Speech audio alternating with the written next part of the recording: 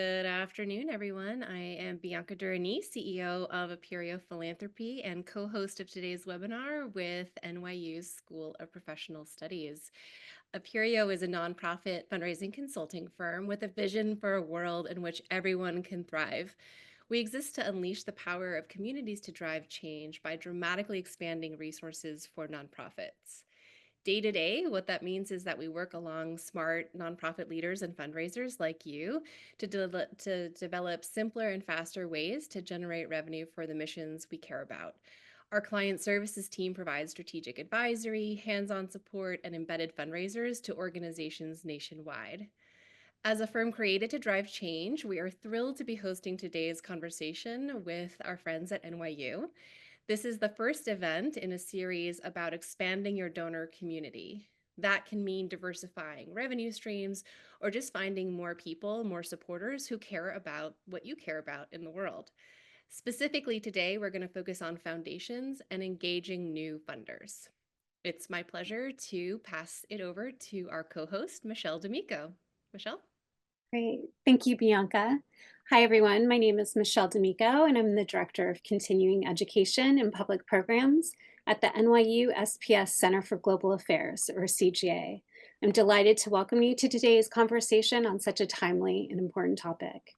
Before I introduce our fabulous moderator, Kathleen Murphy-Toms, I'd like to tell you a little bit about the Center for Global Affairs. Since its founding, our goal at the CGA has been to prepare global citizens to make a positive impact in the world. We do this through a variety of activities, including our 2 graduate programs, one in global affairs and another MS in global security, conflict, and cybercrime. We also offer a wide variety of skills and knowledge-based continuing education courses and offer public events such as this that expand upon the topics covered in our classrooms. We are very proud to be home to the George H. Heyman Jr. Program for Fundraising and Philanthropy. Through our open enrollment courses, on-site intensives, and certificate in fundraising, we offer professionally oriented educational options for those looking to enter or grow within the fundraising field. Courses are taught by practitioner faculty like today's moderator, who bring vast experience, expertise, and networks to the classroom. We'll send out additional information about our programs following today's conversation, so please feel free to reach out with any questions you may have. And now I'm delighted to introduce today's moderator, Kathleen Murphy-Toms. Kathleen is the founder of Growing Good Collective, which advises nonprofits, grant makers, mutual aid formations, and change makers on digital communications strategy, youth engagement, media and influencer relations, fundraising and resource mobilization, and community building. Previously, she was the Global Director of Digital Strategy for Giving Tuesday, the world's largest philanthropic social movement.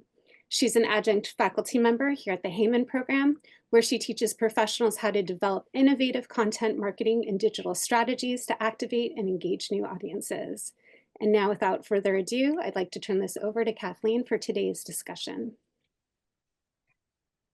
Hey, everybody. Thank you so much, Michelle, for that humbling introduction. Before I deleted the app, my Twitter bio used to say hype woman for radical generosity. And my friends, it is difficult to be hype these days, I admit. If you're struggling today, if you're struggling in general, I hear you, we all hear you. The poet and writer Elizabeth Alexander reminds us, there's more than one thing happening at once, right? While there's a lot of bad news these days, it's not the only thing. And there's so much good happening in the world, and you all in the room today are a critical part of making that happen. So I want to thank all of you for being here today. It is so important to remember this during these times, right? Lest we become despairing. And despair is a thief. It saps your energy, it depletes your time, it robs you of your ability to dream. And we need lots of dreamers and doers right now more than we ever have before. Right?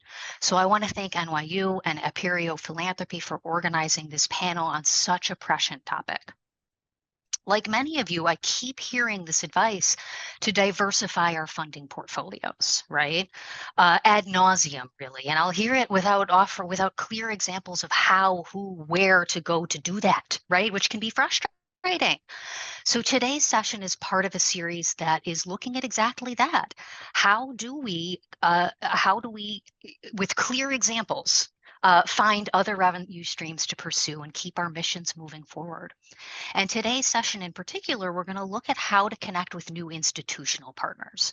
We're going to talk about strategies for going and finding that unicorn grant maker that we are all looking for, who can provide major or even multi-year funding, investments in your organization that can seed new programs, the ones that are actually wanted and called for by our community, investments that can build impact, that can sustain your organizational capacity. And the main thing that we're going to try to do today is dispel this scarcity mindset that is so deeply embedded in our sector and in our entire world, right? This notion that there's only enough pie to go around. So in this conversation, we're going to dig pretty deep into the end-to-end process of building robust and beautiful foundation partnerships. We'll talk about how to find and prioritize those that are most aligned with us and with our missions, and how to go beyond grants and build relationships, and then how to translate those relationships into long-term partnerships.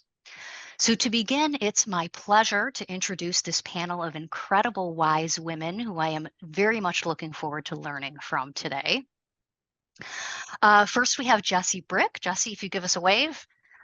Jessie is the seasoned business development leader with over a decade of experience driving funding strategies for mission-driven organizations.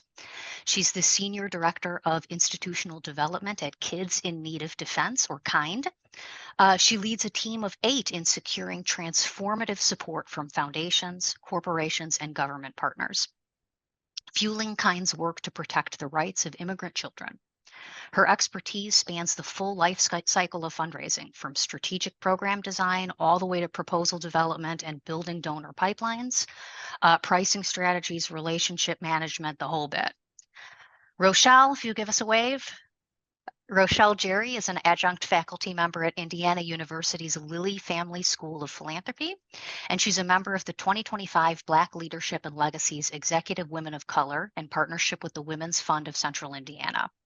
Rochelle is a seasoned nonprofit professional with 29 years of experience, specializing in strategic and fundraising development. Her expertise spans grant writing, board leadership, governance, and volunteer engagement. Ivana Kvesic is the Director of Foundation Relations at the International Crisis Group, where she's responsible for managing relationships with Crisis Group's foundation donors, as well as building a strategic plan to increase financial support from a portfolio of key global institutions. Prior to joining Crisis Group, Ivana was the Associate Director of Foundation Relations at the International Women's Health Coalition, where she managed a donor portfolio comprising of 65% of the organization's revenue. Gina Wood. Gina, if you give us a wave. Gina's the Chief Development Officer at the Rainforest Alliance, where she leads the global fundraising functions, philanthropy, institutional relations, and overall revenue operations to diversify and increase the organization's overall revenue. Gina is a results-driven leader with more than 15 years of fundraising experience in the nonprofit sector. She brings a track record in building and strengthening global partnerships, securing major gifts, board development, leadership, annual giving, stewardship events, the whole bit. So with that, let's get started. I want to talk to each of you through the lens that each of you brings to our conversation today. Okay, from each of your perspectives, why should nonprofits be investing time, energy, and effort into expanding funding from foundations, from grant-making partners? Gina, can I tap on you first? Sure, and thanks, Kathleen, for that introduction and for the question. And I have a personal bias that I have to confess up front, is that I love working with foundations. Throughout my career, what I've learned is foundation funding can ensure consistent revenue, it can increase flexibility for program innovation, and it can also build resilience against economic downturns or changes in donor priorities. So for me, pursuing foundation funding of all the various funding streams is important for nonprofits, I believe, because it provides substantial multi-year support that can transform an organization's capacity as well as impact. So in my experience, foundation funding can enhance the capacity of the organization, allowing them to pursue a wide range of activities, from program development to actually community engagement initiatives. And there's actually 4 reasons that I would offer why investing time and efforts is worth pursuing foundation funding. The first is really stability.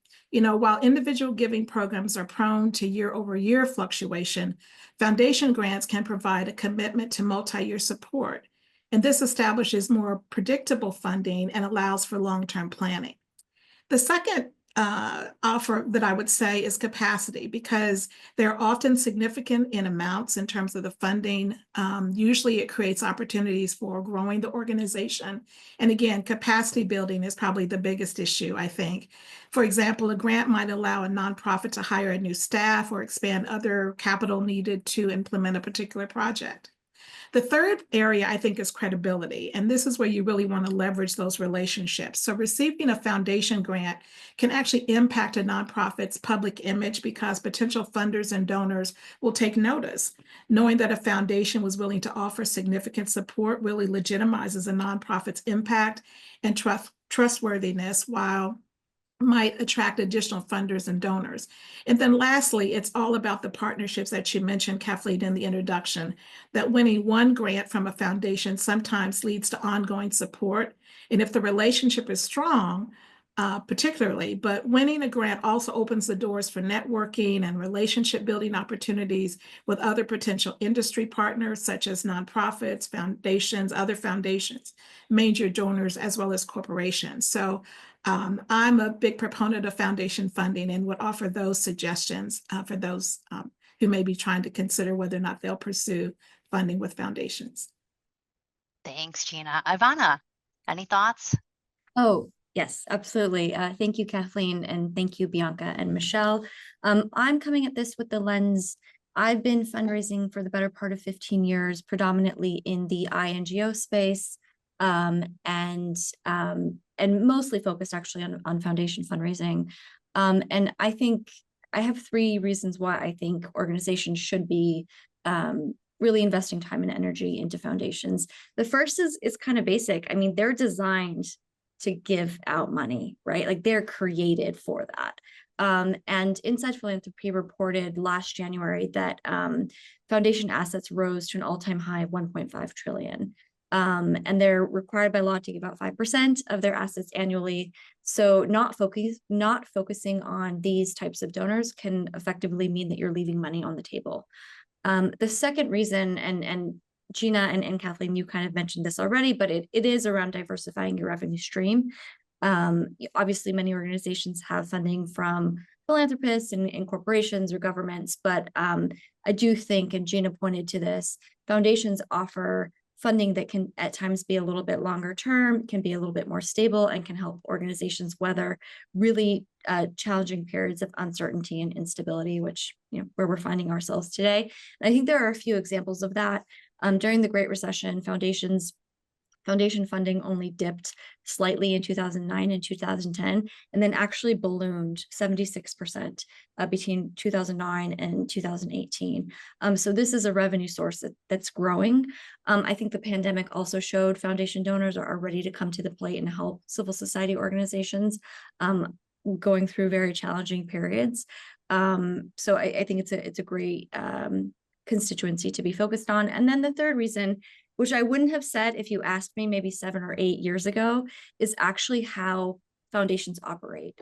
Increasingly, foundations are working off of trust-based philanthropy models, which means they're trying to give more general operating support, longer grants. They want to reduce the hoops that civil society organizations have to take to get their funding. They want to be less prescriptive, and they want to support and believe that the civil society organizations that they're giving resourcing to know where they can invest those resources for the most impact. And I think that when you find those partnerships, you'll find yourself in good company. Rochelle, why is foundation funding a good avenue to invest time and energy in pursuing? Credibility, influence, leverage, innovation, scaling, impact. I think receiving a grant from a well-respected foundation is often seen as a stamp of approval. In addition to what my colleagues have just mentioned, signaling to other funders, that a nonprofit is credible, well managed, and impactful. Many funders look at which organizations have already received foundation support before making their own funding decisions. What's the expertise of the staff and the board members? And this effect can make it easier to attract additional grants from other foundations. It can strengthen, individual giving campaigns as donors trust organizations with solid institutional backing. It can open doors to influence. For example, a small nonprofit who receives a grant from a major foundation, is more than likely to be viewed as a legitimate and scalable solution, right?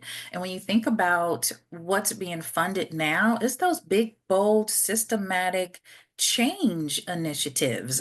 So think about innovation and scaling. Think about growth and development. Foundations are often willing to risk on innovative ideas that other funders might hesitate to support. They recognize that social change requires experimentation. So be honest about your challenges and your successes, and they will provide the necessary support so you can test, refine, and scale solutions. Love that, Rochelle. Let's be bold. All right? Let's be bold, everybody. Jessie, anything to add? Yeah, thank you. I'm excited to be here today. I'm coming to this conversation with a deep understanding of the challenges that nonprofits face when it comes to funding diversification. I previously worked at an organization that was 85% funded by the US government. And when you are in that position, it can seem extremely daunting, if not impossible, to do that diversification that we talk about so much. But the past few months have made the risks of that over-reliance on a single funding source extremely clear. A recent report from the Urban Institute found that in 2021, nonprofits reported receiving over $267 billion in government grants, and the majority of nonprofits are at risk of facing a shortfall without that funding. So expanding foundation funding isn't just about bringing in more dollars, it's about building financial resilience and implementing mission-driven programming. As some of the other panelists have mentioned, foundation funding is often more relationship-driven and collaborative and allows you to explore those big ideas and explore that programming that is what your organization is focused on. Government grants often require you to shape a program around a specific RFP, but with foundations, they often expect you to have creative ideas and to think about, what you can do with their funding that is aligned with your long-term vision and mission. And I know you all in the room have creative ideas. Yes. Thanks for that, Jessie. Rochelle, I've got another one for you. How do you approach getting started? What kind of data sets, what kind of information do you use to generate a list of foundations that are worth your organization's time and energy looking into and pursuing? Information and strategy. Information is the most valuable commodity we have in fundraising. Our success is largely dependent on how we gather, interpret, and deploy information. As such, current and prospective donor research is a critical component of the body of knowledge to fundraising. So expanding that donor community is at the heart of what we do. So always consistently identify linkage, ability, and interest. And I get started by reviewing past foundational support of the organization and reviewing foundations in your local area. Create a dashboard of foundations' names, context, strategic focus, and timeline. Think about what their global influence is. Look at additional foundations outside of your local area. Make contact, create a relationship, and begin articulating your mission, vision, and value purpose. You can also Google research tools, and some are free, some are paid subscriptions.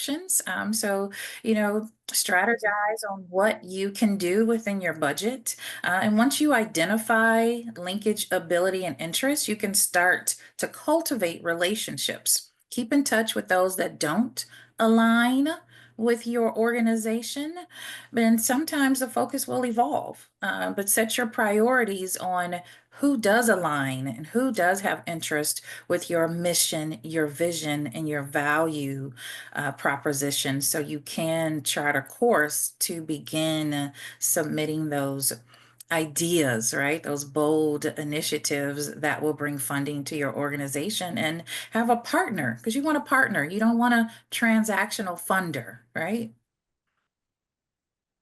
You can say that again, Rochelle. Those of you in the room, please use our Q&A tool. If you have any questions to ask of our panelists, we'd love to have them. Use that Q&A tool, all right? Ivana, how do you know that a funder might be worth pursuing? What kind of information are you all using? What kind of outreach do you conduct? Sure, thank you. I think my points will build a little bit off of what the great insights Rochelle just shared, but in terms of, I'll frame my response in terms of who I look for, what I look for, and then how we go about the outreach. So who I look for is generally donors that are active in the sector that I'm working, or donors that support adjacent work. I think that, I think the adjacent work point is an important one. Right now, I work at a conflict prevention organization, and it's actually quite niche. We receive less than 1% of philanthropic giving. But when you actually look at the broader scope and say, okay, we actually do a lot of work on gender equality, we do work on climate change, that opens the door to more foundation donors and more prospective partners. And so that's one area where we look both those that squarely fit into what we do and then those that support adjacent work. What I look for, mission, vision alignment, giving capacity, contributions to like-minded organizations, and then also the backgrounds of the board and the leadership that could potentially signal an interest in our area. And I would say the latter two are important because sometimes contributions don't fit squarely in those narrowly defined program priorities. Plenty of foundations have budgets that, presidential budgets that sit within the president's office. They have special initiative budgets where their board can make recommendations for organizations. So we really try to look across the board for any sort of opening where we feel like there may be some interest in connecting with us.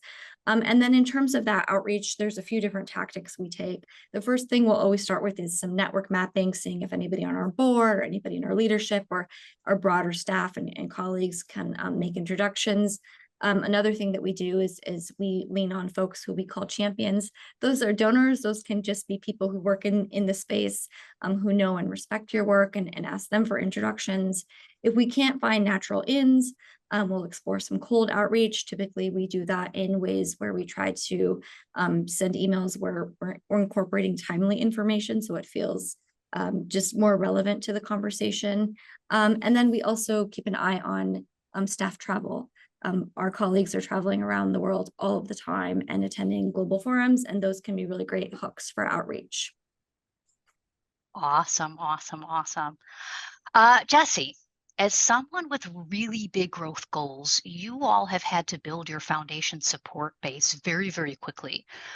Could you walk us through how you've systematized that process that Rochelle and Ivana have just described so that you can engage lots and lots of new prospective funders at the same time?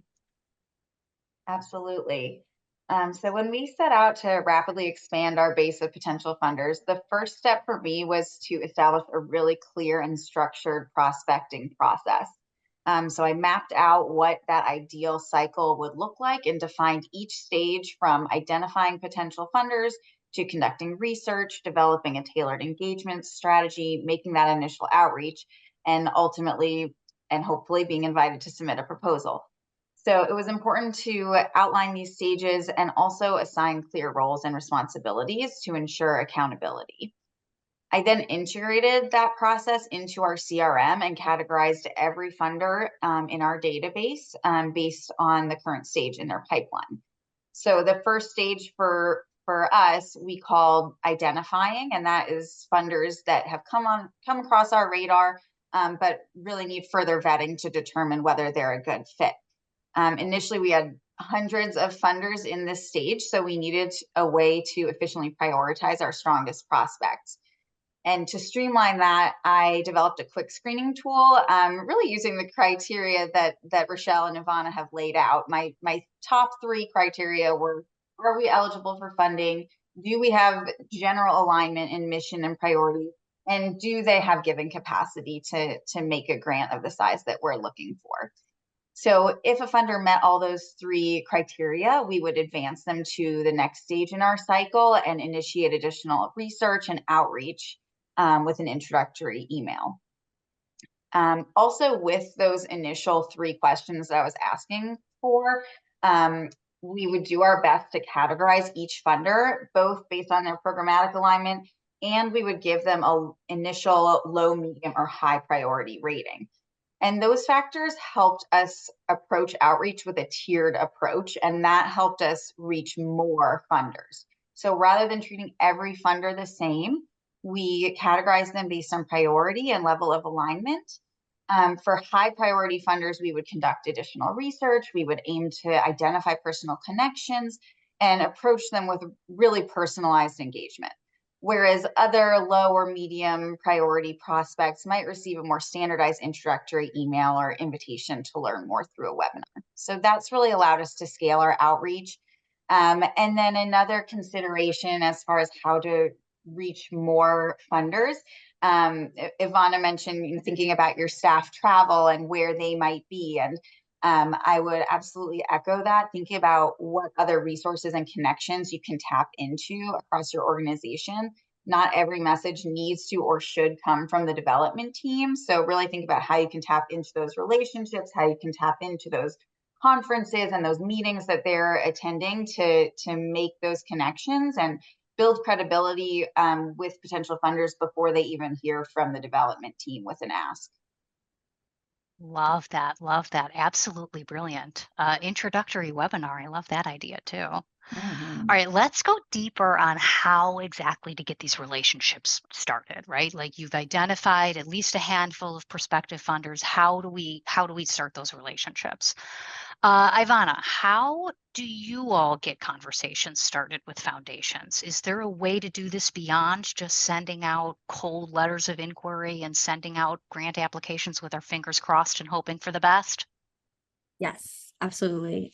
Thanks so much for that question. I think, typically I mentioned the tactics that we use, which we employ much more regularly than just, doing a grant application. I will say, a strong grant application with the ability to, show your vision and the impact you want to achieve, it can be worth its weight in gold. So I don't want to underplay that, but I think it's really important to understand that that's oftentimes the latter stages of the process, right? Nowadays, foundation donors oftentimes don't accept unsolicited proposals. So you actually have to build that relationship before they invite you to submit grant proposals. Also, building the relationship enables you to understand a little bit more around their parameters, their priorities. It also enables you to share verbally yours and express any concerns or that they have. And then I guess in terms of just thinking about how we get those conversations going. Typically, once we get a prospective donor to reply to us and we have a meeting scheduled, we really use those as fact-finding missions, those first early conversations. So we try to understand their priorities, but we also really want to understand, what are the issues that are keeping them up at night? What are the things that they're most worried about now? And I think that that's particularly important in these days. News is moving at breakneck speed, and we're in, what experts calling a polycrisis. And I think those conversations can be really illuminating into what their current priorities are, but also where they're headed. I find that, the research that we do on foundations is really useful to get us in the door, but you really need those conversations to have a better sense on where they might be going and what are their issues that are, really front of mind for them. And then also we use those to share our story. Who are we? What are we doing? What's our value add? How are we moving the needle in this space? And we really use them as opportunities for follow-on conversations as well. I don't know that I've ever been in a conversation first time with a prospective donor where they've invited a proposal. So oftentimes, we go into this understanding and recognizing that it's the long game. Thank you for mentioning that. I think a lot of us view the policy of unsolicited grant proposals as a closed door. It's not. It's not. There are other ways to introduce your mission and your organization to these funders. Yeah. Jesse, what are the most common mistakes that you see people, nonprofits, development directors approach when doing cold outreach to foundations? Yeah, I've certainly seen some mistakes and made plenty of mistakes myself. But one common mistake I see is treating funder outreach as purely transactional rather than relational. Fundraising at its core is about building partnerships, and because we have the ask on our mind, it's easy to fall into that trap of focusing too much on making the ask rather than really engaging in a dialogue. So instead of focusing just on securing funding, approach the conversation with curiosity. Try to learn more about their interests, how you can provide value and align your work with their goals, and foster that long-term relationship. Ask a lot of questions, and when you do secure that call, try to get the foundation to speak at least as much as you do. Oh, that's a good one. Another mistake I see is decision paralysis, when people get so caught up in crafting that perfect message, making sure that it's crafted just right, and getting every possible data point that they can before they reach out, and then that just keeps them from making that initial point of contact. And the reality is that there's no perfect email or magic formula, but what matters most is getting the conversation started. And then the last point I would say is that I remind my team to think creatively about using multiple outreach strategies. Don't just rely on emails telling them about your work. Maybe they would want to hear about a personal anecdote from a beneficiary. Maybe they'd like to attend an event you're hosting. And most importantly, I always remind people not to underestimate the power of the telephone. We've become so reliant on email that we often forget that a quick phone call can be a great way to break through that noise. Oh my goodness, thank you for saying that, Jessie. We love the phone. Love the phone. Gina, when you sit down with a foundation for the very first time, how do you approach the conversation? That's a great question. And it's never the same. Each time I have those meetings, it's always different. And so one of the things to keep in mind is that those first impressions are important and really set the stage for the relationship. So hopefully I've done my homework. That's the big key for me is, and I know as much about that person as they know about themselves that I'm meeting with is really, really important. So in some instances, I should already know the answers to a lot of the questions that I might ask, but I still need to ask those questions. And I try to be curious and learn as much as I can, especially those things I may not have discovered in my research. So that's really the first part, is really being prepared for that first meeting, but also being reflective in the conversation about what you know about the foundation. Articulate where you see alignment with the foundation's priorities. You really want it to come across as a conversation, sort of getting to know the person, getting to know the foundation. And then give examples, of things where you see some of the alignment. And then ask questions, again, curious questions about what might be missing or challenges that they may be facing, or barriers or gap in making progress with regard to their portfolio and their priorities. And then also, I often ask the question in many scenarios as to what does success look like? Like what does success really look like for them? What do they think it would look like for their leadership and their organization? So my real goal in these initial meetings is to really establish a foundational relationship that I can build with trust and transparency. And I think that's really important, is once you establish that trust and transparency, the relationship just grows from there. So often the conversation will also shift to me and my organization, which I always love. And so this gives me an opportunity to talk about our mission and why it is important to me personally, and maybe share a few stories about our work and impact. And I think that's the other thing is that when you can show your passion about your organization and about your mission and really take it to a personal level, and then also share some of those stories, that really show the impact of your work, I think you really then begin to make that connection with the individual that you're having that conversation with. So eventually you want to leave the meeting with an assignment. That's one of the things that is important, that maybe suggests formulating the ideas that you've discussed into a concept paper that can continue to engage with the individual. So you don't want to leave the meeting with not having some type of a follow-up. It's one thing to have a thank you note that you send as a part of the follow-up, but you want to be very specific in terms of recapping the conversation, highlighting things that came out of the conversation, but more importantly, you always want to make sure there's a next step. It may not be a concept paper, but it needs to be something. And again, that's where that active listening is really important as a part of the conversation. And that to me is really, really critical. And I think as others have already said, this is, in terms of securing that relationship, securing foundation funding, it's a long-term process for any nonprofit, no matter the size. Great advice, Gina. Thank you for that. Rochelle, how do you approach building a case for support? What kind of things are you stressing in your conversations, in your applications, and in this whole process of stewardship and building relationships? That's a great transition from what Gina was just discussing, because when you leave a meeting, hopefully one of the things that you leave with your potential funder is a case for support, right? That outlines um, all of your organization's information. The case for support is the collection of information that illustrates why an organization is worthy of support. So in the case for support, you include elements such as your mission, your vision, the community needs that the organization addresses, your list of objectives, your strategies for achieving those objectives, and the timeline. What are your assets? What are your programs, facilities, expertise of staff, your budget, your target audience, your case statements, as Gina mentioned.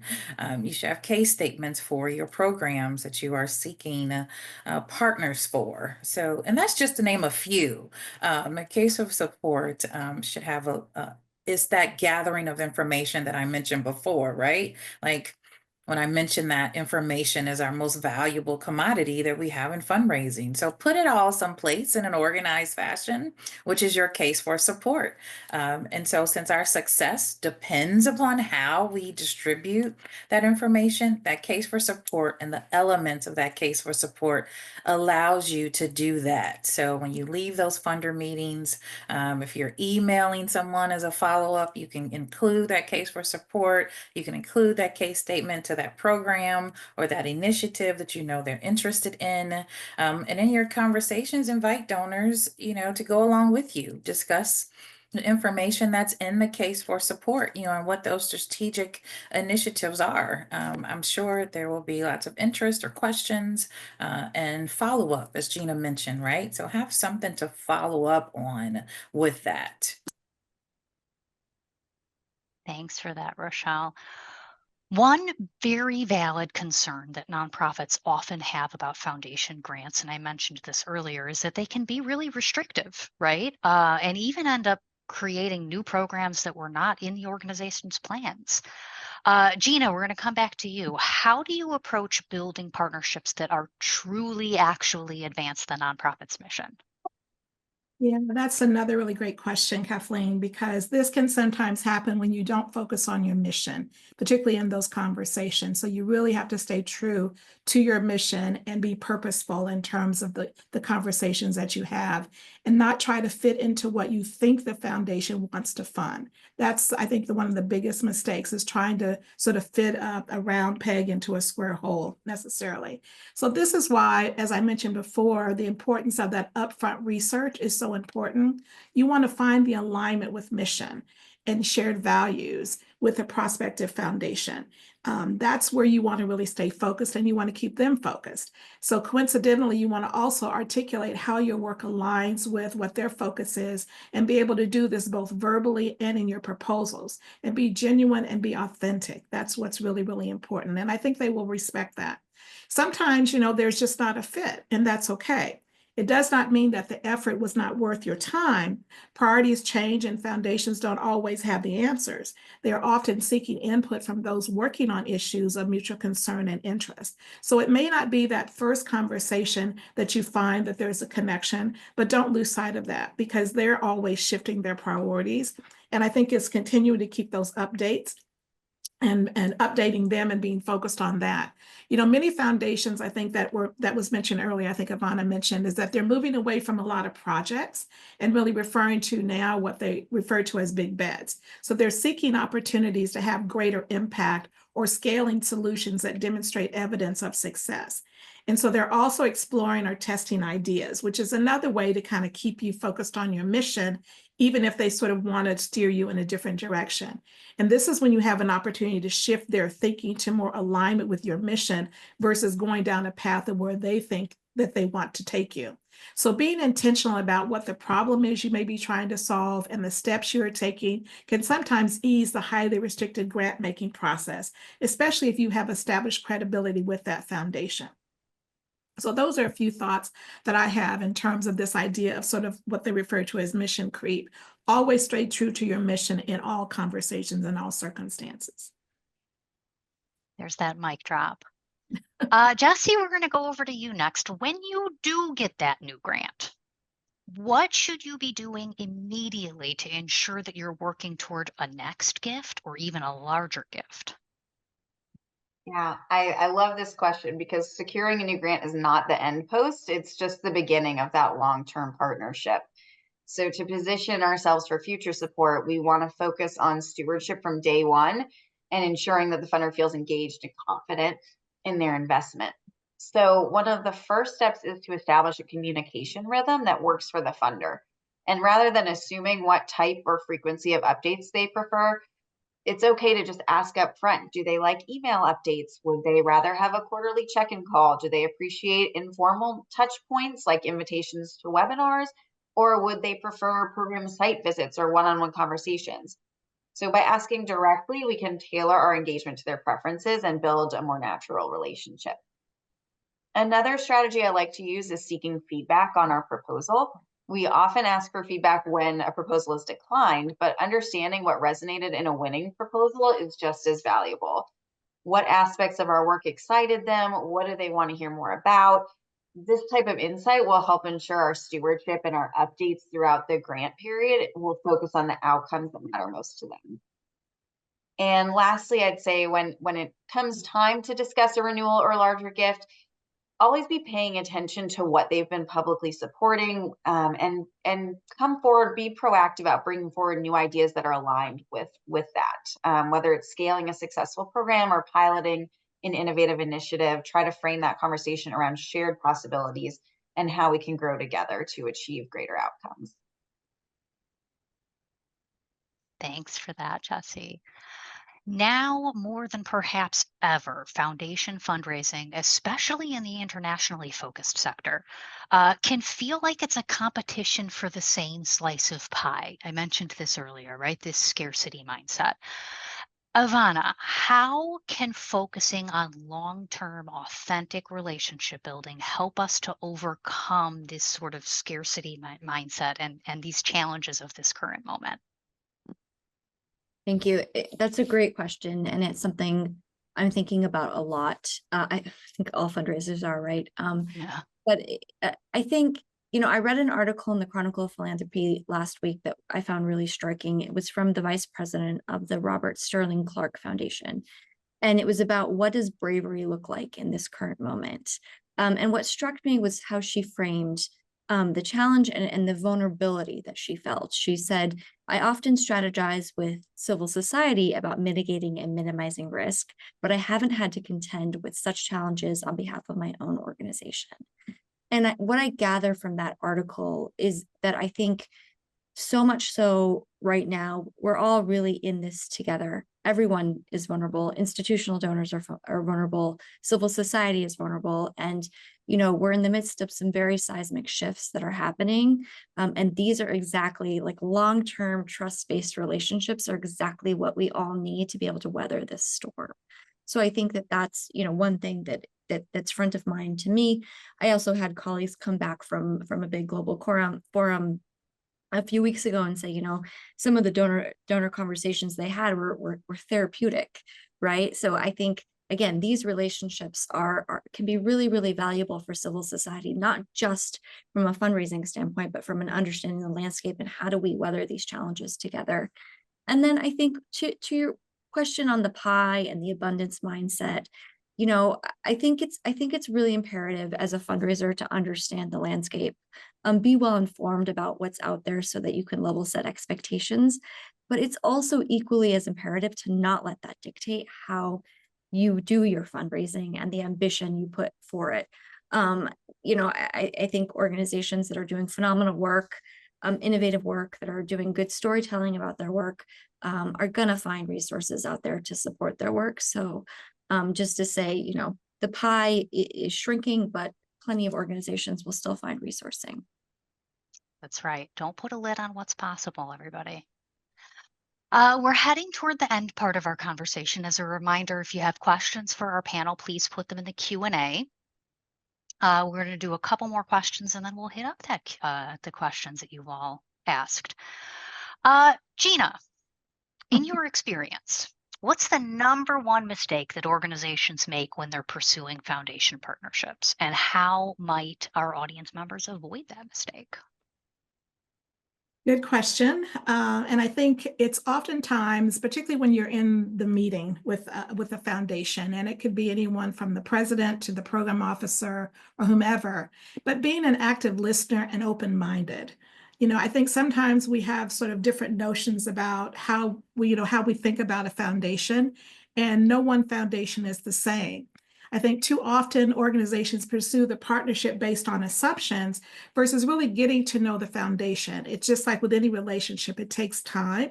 And that's one of the things. You've got to have a lot of patience. Every foundation, as I said, is different, and they talk to each other.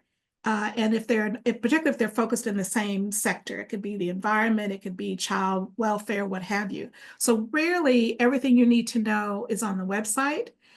Part of the research that I talked about earlier is helpful, but then you should also be thinking about reading things like the president of a foundation oftentimes will put out an annual letter.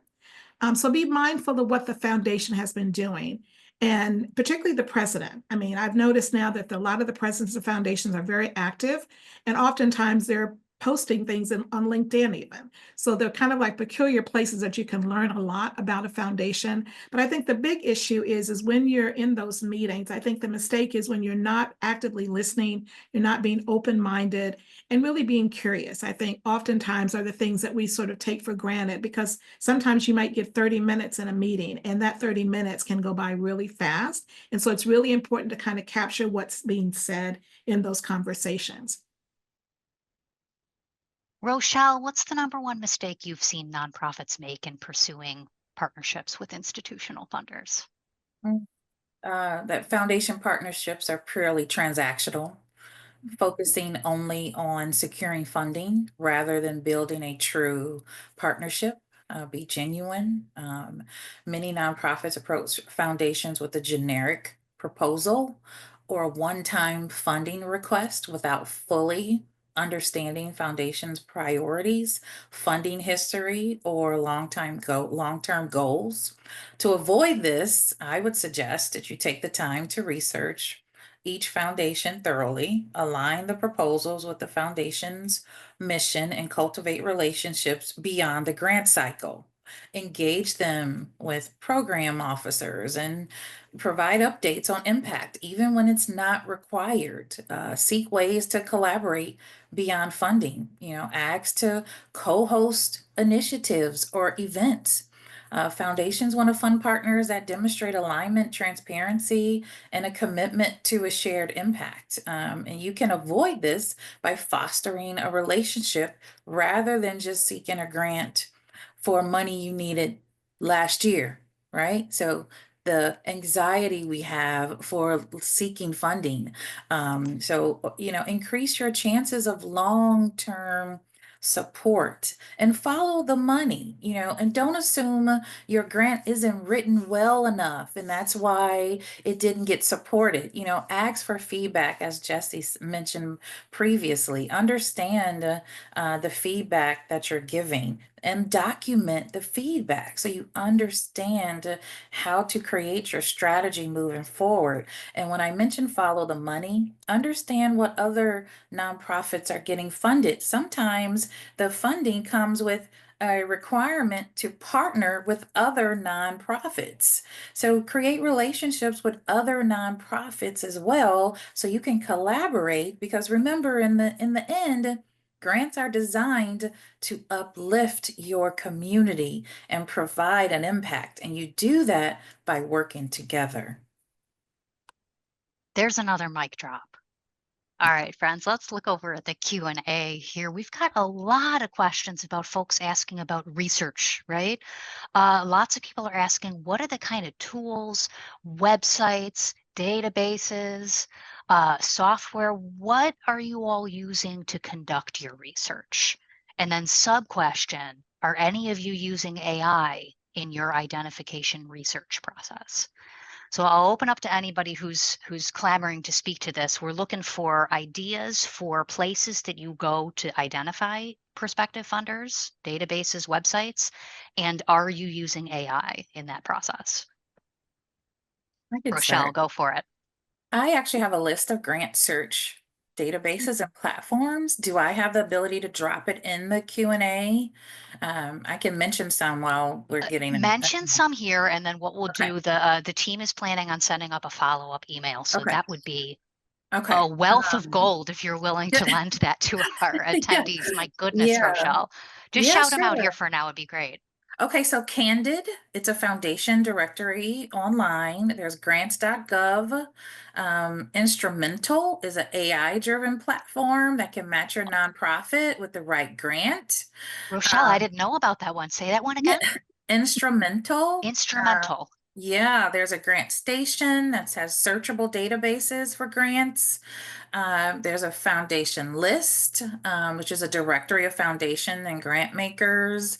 And new ones are, like Grant Hub, which are tools for like grant writing and tracking, which can help you.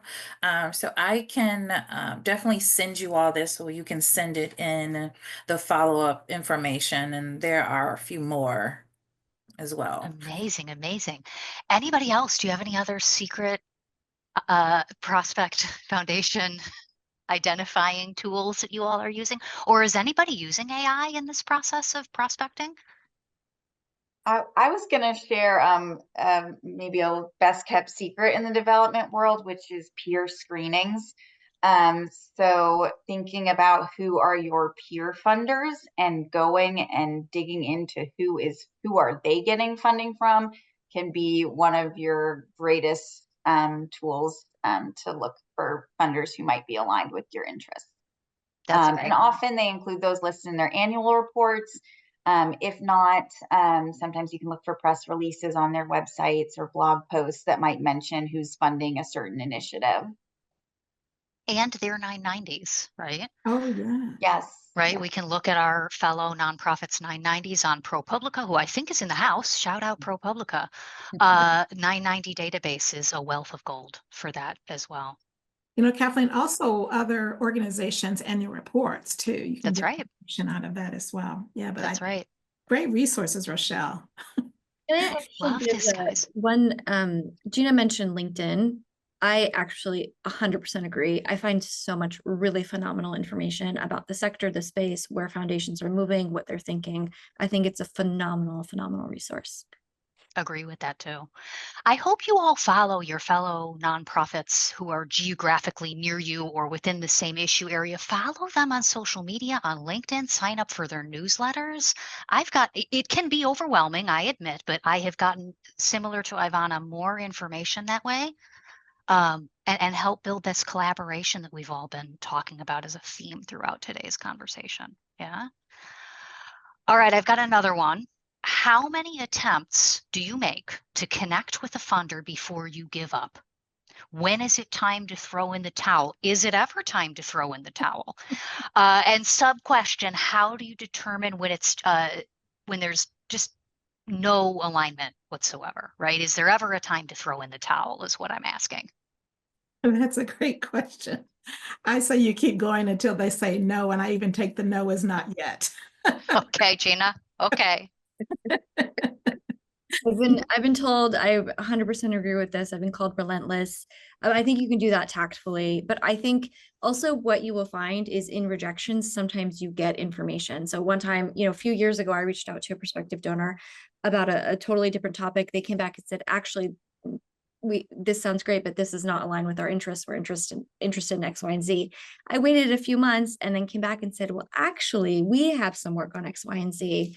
Fast forward a few years later, now these are partners of ours. So I agree with Gina. I take no as not yet. I think that's a great strategy. All right, let's do one more before we head into closing us out. As a fundraising team of one, and this questioner says, it's me. What activities should I prioritize for relationship building? Remember, it's just me. When I don't have time to do unlimited phone calls, right? I don't have time to do unlimited outreach. There's other things that I need to do, right? I think this is a really common scenario for probably most of the folks in that room, in this room. Any advice for these fundraising teams of one? I might just jump in and say, I mentioned earlier the kind of reliance on champions. And I think, if there are folks in your network that really support you, support what you do, try to lean on other people to get support. And then also if you're looking at, depending on your base, obviously the folks and the institutions that are giving you the most resourcing, you want to make sure that you're deepening the relationship with them as much as possible, and deepening it not just financially, but also building that sort of championship sort of mentality so that they can bring other people to the table and help support your work. Mhm. And I would just add, Kathleen, I'm assuming the person who asked the question is part of a nonprofit that has a board. And I would say you're never in this alone. Use your board of directors. I mean, Gina, I'm that's so what I was just fortunate. thinking. Thanks for saying it. Yeah, I'm so fortunate at the organization I work for now, which is an international organization. I have probably the best board that I've ever worked with. They are so engaged, so supportive, and particularly in fundraising, that I think that sometimes we don't take advantage of the board and what they can contribute to our fundraising efforts. Ivana, I think it was you who mentioned network mapping earlier. I'm an enormous proponent of network mapping, and I don't think you should only do it once. I think it should be done quarterly, because if you're say you're only doing networking mapping with your board, that's not static relationships. People on your board are building relationships with all kinds of folks in their daily lives, in their professional lives, all year long. Keep revisiting these conversations about, okay, who's new in your network, and how can you, dear board member, help us use that relationship to our advantage. If I can add to that too, your staff, you would be surprised. Yes. Your staff, when they're traveling and they're in conferences and they're in meetings, they're constantly, especially with institutional donors, they're sitting arm to arm with them. And sometimes they don't realize that, that's a potential fundraising opportunity. So network mapping, not only with who they know, and again, I'm going to shout out to LinkedIn, because that's a huge asset for you. Look at your staff and who their connections are, but also, who are they potentially in the room with as well. Such a great conversation, ladies. I'm sad to end. Okay, to close us out, I'm going to ask each of our panelists to offer up their one biggest takeaway from today's conversation. So for what's one thing that you learned, or one piece of advice that you'd give to a nonprofit that's looking to find and connect with a new institutional foundation partner? Ivana, you want to go first? Sure. Keep going. It can feel daunting and exhausting and challenging, especially right now. But we can't control the external environment. What we can control is our energy and the effort that we put towards our mission, our vision, and the way we tell our story of impact.